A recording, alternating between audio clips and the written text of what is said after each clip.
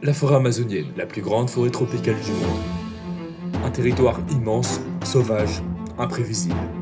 Certains la considèrent comme l'un des endroits les plus dangereux de la planète. Et pourtant, c'est ici qu'un homme a survécu seul pendant 3 semaines. Laissez-moi vous raconter l'histoire de Yossi Ginsberg. Yossi Ginsberg, c'est un jeune Israélien de 23 ans. En 1981, il rêve d'aventure, de liberté, d'exploration. Avec 3 compagnons, Kevin Geil, Markus Tam et un guide autrichien nommé Karl Rupprechter, il décide de s'enfoncer dans la forêt amazonienne en Bolivie. Au début, tout semble parfait. L'excitation est là, l'impression de vivre quelque chose d'unique. La jungle paraît presque accueillante, mais la réalité les rattrape vite. La forêt amazonienne couvre environ 5,5 millions de kilomètres carrés. C'est un écosystème dense, étouffant, où la navigation est extrêmement difficile, sans guide expérimenté. Chaleur écrasante, humidité constante, insectes, infections, blessures qui ne guérissent pas. Ils ne le savent pas encore, mais cette aventure va tourner au cauchemar. Après plusieurs jours de marche difficile, des tensions apparaissent dans le groupe. Marcus est affaibli, Karl insiste pour continuer plus profondément dans la jungle. Finalement, le groupe se sépare en deux. Yossi décide de continuer avec Kevin. Ils construisent un radeau pour descendre une rivière, pensant que ça sera plus rapide. Erreur. La rivière s'accélère, les courants deviennent violents, le radeau est emporté. Yossi est projeté dans l'eau et séparé de Kevin.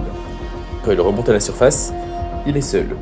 Seul, au milieu d'une immensité verte, sans nourriture, sans équipement adapté, sans savoir où il se trouve. Son objectif devient simple, survivre. Dans la jungle amazonienne, chaque pas est une épreuve. Le sol est instable, la pluie est torrentielle, les plaies s'infectent rapidement. Les serpents, les insectes, les parasites, sans parler du risque de rencontrer des prédateurs comme l'anaconda ou le jaguar. Même si, en réalité, le plus grand danger reste la désorientation, l'épuisement et l'affection. Yossi souffre de blessures aux pieds. Il a faim. Il est constamment mouillé. Mais le pire ennemi, ce n'est pas la jungle, c'est la solitude. Il commence à halluciner. Il se parle à lui-même pour ne pas perdre la raison. Malgré tout, il improvise. Il construit des abris précaires. Il tente d'attraper du poisson. Il récupère de l'eau de pluie.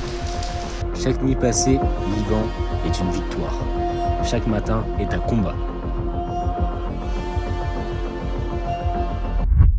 Après 3 semaines d'errance, affaibli et à bout de force, Yossi entend un bruit, un bateau. Kevin, son ami qui croyait perdu, a organisé des recherches. Yossi est finalement secouru après 19 jours seul dans la jungle. Épuisé, amaigri, mais vivant.